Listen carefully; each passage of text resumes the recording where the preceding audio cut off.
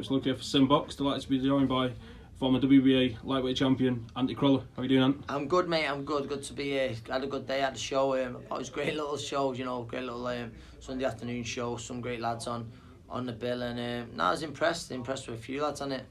Definitely. So he's going to go through the show there, through the card. Some of your stable mates, so Paul Butler, Paul Butler, Sam Hyde, and obviously Marcus Morrison was on there as well, amongst other names. How did you feel your stable mates done? Paul Butler, Sam Hyde. I thought Paul was class. I thought there was two really good performances. Paul, listen, both expected to win, and Paul won 6:54. And if you was a betting man, you would have lumped on that. Reyes, he's been the distance with your Burnett, your Joe Hams. He's not going anywhere anytime soon, but he was starting to feel very uncomfortable towards the end, and I thought Paul Butler, I thought he was class today. I do. I'm a massive Joe. I watch him, and he's there's people who know boxing. Do you know what I mean? You can't help but enjoy watching Paul Butler. I thought he was brilliant today. Right hand found home with the right hand time and time again. I thought he was very, very good, and like I say, it's important that he's out now and hopefully something big before the end of the year. It'd be a European title or some kind of eliminator. Yeah, definitely. He's knocking on the door, but I think he's a class act.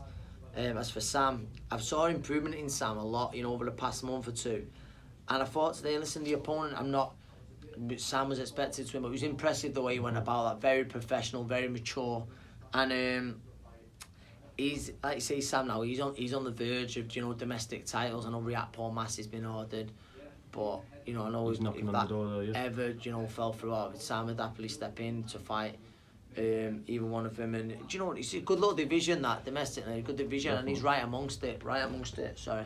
Yeah, definitely. Now, we can't stress enough the importance of little shows like this that brought in the bigger names. We've had yourself here today. Some of the Smith brothers was down there. Natasha Jonas was down there, and it gives really good exposure to the other names on the card. So like Nathan Farrell, George Brennan, Connor Lynch, and Wickham. Yeah, they Wickham looked really good as well. Wickham, very, very impressed with Wickham. I know Wickham, and I think I'm excited about Wickham. Looks the part, improving. A great team are behind him. And great support he had today, and I thought, is it Bennett? Ryan Bennett was the opponent. Ryan Hibbert. Hibbert, not Bennett. Tough lad. Hibbert, tough lad, and I think Ryan's going to go on the road. He'll be a good journeyman. We spoke to him earlier on this week, and that seems to be his plan. Yeah, he's a tough kid. Listen, he won't have too many tougher nights than someone like Wickham, especially in his day with tough. Entry into the pro ranks, but Ryan Hibbert, he'll be a good fighter on the road. I know Curtis will take him on the road, but he'll get plenty of work. And Wickham, like you say, if he started finding the shots towards the end, I was impressed with Wickham. I was impressed with everyone on the card today. There's a bit of everything. The Connor Lynch fight that got exciting. So that was the end. George's fight was a decent one as well. It was. There's a bit of everything, like say Marcus, good mates with Marcus. It's a lovely shot to finish it. Yeah, so and Marcus, but he looked nice, calm, composed before it, and that's it. We've just got to see. With Marcus, he's so talented, and hopefully now that win last time out today, he just looked nice and composed. He's going to fulfil some of that massive potential that he's got, because he's super talented and he's got huge potential.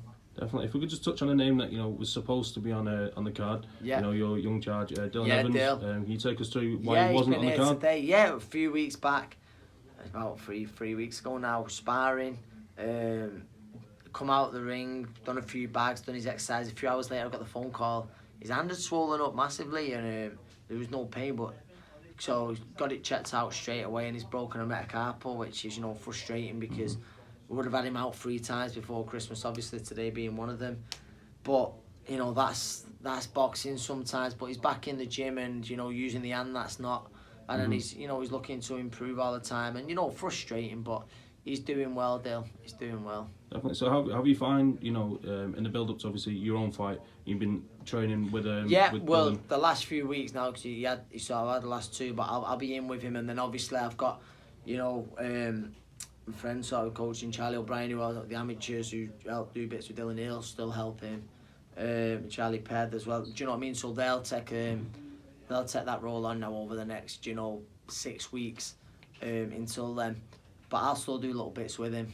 Definitely. Now, there's just a couple of things just to touch on before we finish. Now, the first one kind of links onto what we just said there. So obviously you got your last fight coming up. And before we touch on that, you know, is it the long-term plan to go into training? You know, with people like Dylan, do you think you'd expand the stable? I've just got to say, case? I've just got to really think about it. He's a bit of a unique case, like, you know, he was a friend and that, and ended up getting more involved than I thought. But I mean, potentially, I might end up taking other fighters on, but I'm just not sure yet. I've got to think about that. You know, I really enjoy it with the amateurs and spending a lot of time there. So if I start taking more fighters on, does it take time away from them? I've got to just wait and see, you know, and think what's the right thing to do after boxing. But I'm all, listen, boxing's a huge part of my life, so whether it be more on top of Dale, whether it'll be amateurs and that, I've just got to wait and see. Now, finally, you know, you got your final fight coming up. I don't want to ask too much about opponents, you know, because you know there's been a lot. A lot, but I genuinely don't know. But I'm hoping to know in the next few days.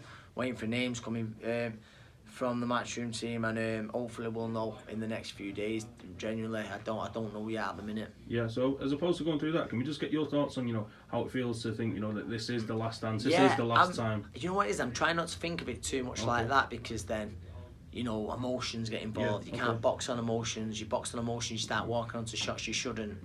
So I'm trying to just not think that, oh, my last time I do this. The only time I think of that is when I'm moaning, feeling sorry for myself. I think, you'll miss this. In a weird way, you'll miss this.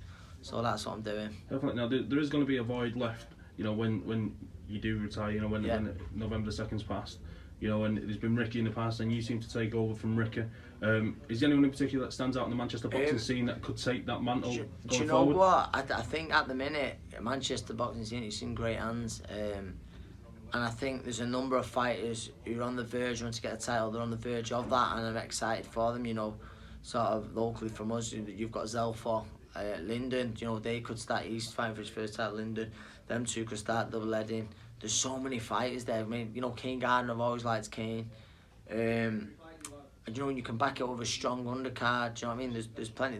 I could be here all day, you know, mentioning fighters, you know, who we could look to sort of bring in. But in time, sort of those fighters, you know, there's plenty of fights out there. So I get together, you put 3 or 4 of them on a card, you get a good crowd, you build it, they go in the right direction, they'll take over that arena. Well, fantastic. Well, thanks for your time, man. All the best for November 2nd, mate. And we'll catch up again, yeah? Defo. Thank you. Take care, mate.